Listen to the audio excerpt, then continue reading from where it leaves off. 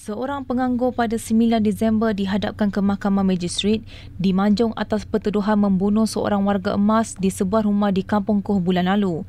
Lin Ching Ming, 49 tahun, mengangguk faham selepas pertuduhan terhadapnya dibacakan di hadapan Magistrate Fakhrul Razi Abdul Hamid, namun tiada pengakuan direkodkan kerana kes bunuh di bawah bidang kuasa Mahkamah Tinggi dan jaminan juga tidak ditawarkan. Lelaki itu didakwa membunuh Ling Chin Kian, 78 tahun, di Kampung Baru Kampung Koh Setiawan antara 3.40 pagi hingga 4.44 pagi pada 26 November lalu. Dia didakwa mengikut Seksyen 302 Kanun Kesesaan yang membawa hukuman mati atau penjara tidak kurang daripada 30 tahun tetapi tidak melebihi 40 tahun, dan jika tidak dijatuhkan hukuman mati, hendaklah juga dihukum sebat tidak kurang daripada 12 sebatan jika sabit kesalahan.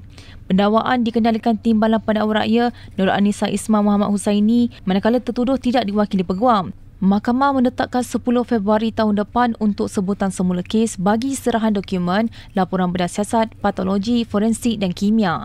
Di mahkamah sama, Lin dijatuhi hukuman penjara 7 bulan selepas mengaku mengambil dadah jenis amfetamin dan metafetamin di Pejabat Bahagian Siasatan Jenayah Narkotik BSJN, Ibu Pejabat Polis Daerah IPD Manjung pada 10.45 malam 4 Februari lalu. Di hadapan Hakim Mahkamah Seksyen Aziza Ahmad pula, Lin dihukum penjara 5 tahun dan 1 sebatan selepas mengaku memberikan kepada diri sendiri dadah jenis morfin dan turut dikenakan pengawasan selama 2 tahun di bawah agensi anti dadah kebangsaan.